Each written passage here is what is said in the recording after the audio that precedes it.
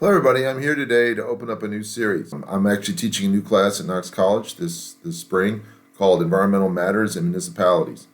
And it's a course I've been thinking about teaching for quite a while, but ultimately got it done and organized and planned and approved by the curriculum committee and such. So, the course is starting, and I wanted to make some short videos each week just to kind of outline what we're doing and hopefully inspire folks both at the college and in the community and maybe communities beyond for some of the interesting things that are going on in municipalities, not only locally but across the country. So the topics that my course are going to deal with, it's a 10-week course at Knox College, so we don't have a ton of time. Things have to be pretty concentrated and intense. We're going to touch on water initially. Then we're going to talk about waste disposal. Stormwater management is a key topic. Energy, transportation, and parks. Now, there are a lot of other topics that municipalities have to deal with. Some of them even have environmental dimensions. But for the sake of the course and the 10 weeks, and as this is somewhat of an introductory course, I'm going to focus on these particular topics. Now, every course has a context, at least the ones I teach, and in light of the topic and the title, here is the context that I'm kind of starting with. One is that most humans in the world currently live in cities, municipalities, and right now the numbers are close to 60%, just under 60%, and it's anticipated, given current trends, that we'll be at about 70% by 2050. So that's important to keep in mind, that the majority of humans are living in cities. So yes, many people are living in cities, but also cities themselves are very dynamic, and they are probably, especially looking in the future, going to be the places within the society, globally, nationally, even locally, where sustainable living practices can be tested, can be found, the best practices that can be found and implemented, and then hopefully replicated across the world. The first week's conclusions that I came to, we had two classes the first week, is really emphasizing the importance of this basic premise. Everyone lives in a city, and everyone that's living in such a city has the ability, the power to contribute to building that city and creating strong community connections and really pushing forward sustainability principles and testing them and not necessarily through trial and error per se, but through thought, through planning, and through implementation, and then analysis and reflection.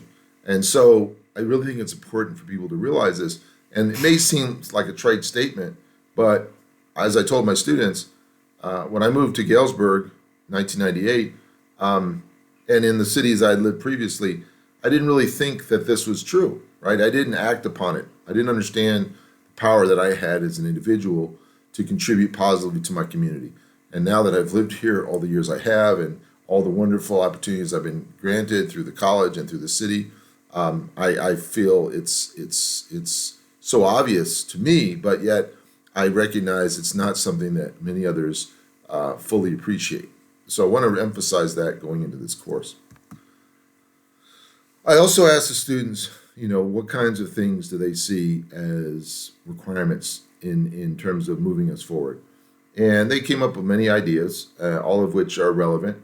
And I wanted to return my thoughts. And my thought ultimately was that we need inspiration and we need imagination. There are a lot of things that are going on, lots of cities around the world. A lot of them, both present and past, have tried many interesting things. Many have succeeded, many have not. But what's going on that's exciting? How can those things be adapted in our community? And let's imagine a better society. No matter how good things are, things can always get better. And let's all see if we can work together to find out what those things might be that could really move us forward, both in this city where I am the mayor, but also in cities beyond. So to inspire you a little bit, here are two developments I shared with my students. The first is called Copenhagen. It's in Denmark. You're looking at it. It's a large human-made structure. It literally is a hill, and people can ski or hike or run or walk it. In the backdrop of it, you see what appears to be smoke coming out of a tower. Well, that's actually steam, because underneath that hill, they burn trash. It's a waste to energy project, and according to what they stipulate, there is no negative emissions coming from this plant.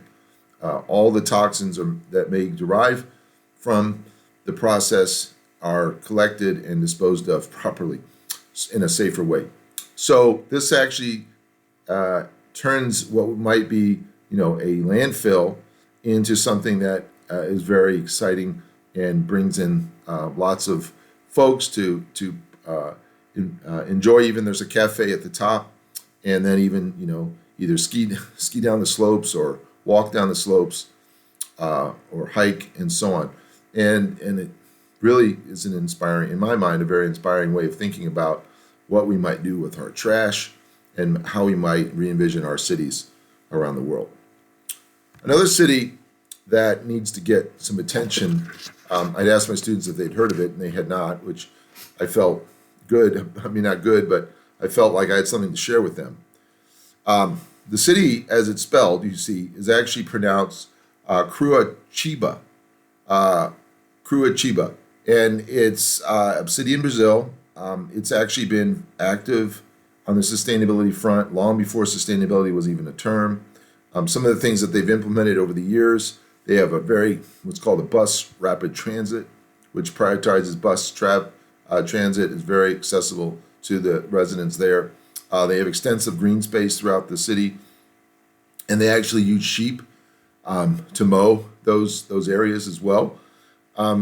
They have high levels of recycling, and that's become kind of a norm in that community. Education-wise, they have the free university for the environment is located in the city, and that entity allows for the empowerment of the city's poor in particular, but city residents across the board. And it is, the people are taught about sustainability, and it empowers them all to be more positive contributors in their city, which I think is a great goal and enterprise. What's interesting about this particular city, it is seeing tremendous economic growth and population growth over the time that it's really emphasized and focused on sustainability. And this has been many decades worth of time. So there are continually implementing new ideas in this city, and it's a city that everyone in the world should know a little bit more about. Well, that's it for this week. I wanted to keep these short. I'll see you next week with an update and discussion about water, which is the topic for the second week. Thank you. Have a good one.